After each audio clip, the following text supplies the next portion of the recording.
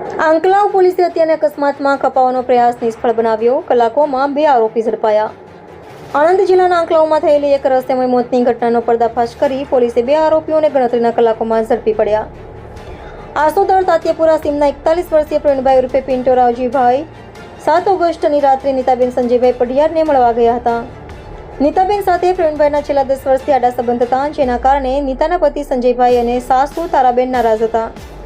Police મુજબ 7 ઓગસ્ટની રાત્રે બંનેએ પૂર્વ આયોજિત કાવતરું રચી તેમના ઘરની આજુબાજુના કાચા રસ્તા પર ખુલ્લો વીજ વાયર પાથર્યો. નીતાનો જન્મદિવસ હોવાથી પ્રવીણભાઈ આવવાના હતા તેવી ખાતરી સાથે કરંટ મારવાનો પ્લાન બનાવાયો. રાત્રે કરંટ લાગતા પ્રવીણભાઈનું મોત થયું.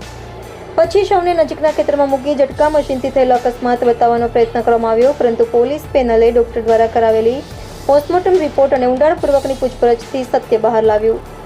આંકલાવ પોલીસે આરોપી સંજયભાઈ ભીખાભાઈ પઢિયાર અને તારાબેન ભીખાભાઈ પઢિયારને 9 ઓગસ્ટ રાત્રે 9:15 કલાકે ઝડપી પાડી ભારતીય દંડ સંહિતા ગુનો દાખલ કર્યો. બનાવમાં ઉપયોગી પુરાવાઓ પણ પોલીસે કબજે કર્યા. પોલીસ અધિક્ષક જીજી જસાણી, ઇન્ચાર્જ નાયબ પોલીસ અધિક્ષક પીકે દિયોરા અને એસબી કુંપાવતના માર્ગદર્શન હેઠળ આંકલાવ પોલીસની ટીમે આ ઝડપી અને સફળ કાર્યવાહીને અંજામ આપ્યો હતી. રિપોર્ટર અરવિંદ રાવલ, આણંદ. આંકલાવની અંદર જે હત્યાનો ગુનો બન્યો છે, શું કહેશો છે? બોરસદ તાલુકાના આંકલાવ ગામની એક સીમમાં ગઈ 8 તારીખે સવારે કેળાના ખેતરમાં એક 41 વર્ષના યુવાન વ્યક્તિની લાશ મળેલી. તેના ભાઈની જાહેરાતના આધારે તપાસ કરેલી.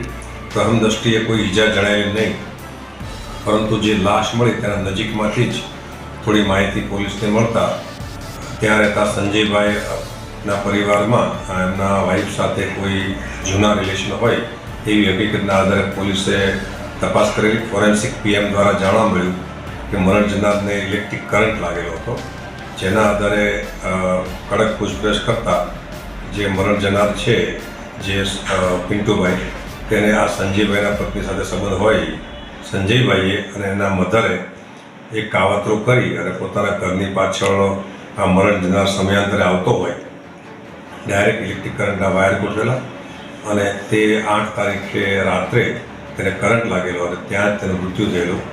બીજે દિવસે સવારે તેની આરોપીની મધર અને આ સંજય બંને સાથે રહી અને લાશને બાજુના ખેડૂતના કેળાના ખેતરમાં મૂકી નાખેલી અને જેના કારણે પુરાવાનો નાશ થઈ શકે એ પ્રયત્ન કરેલા, જેથી બંને વિરુદ્ધમાં મર્ડરનો ગુનો દાખલ કરી પોલીસે હાલમાં બંનેની અટક કરી આગળની તપાસ કરી રહી છે.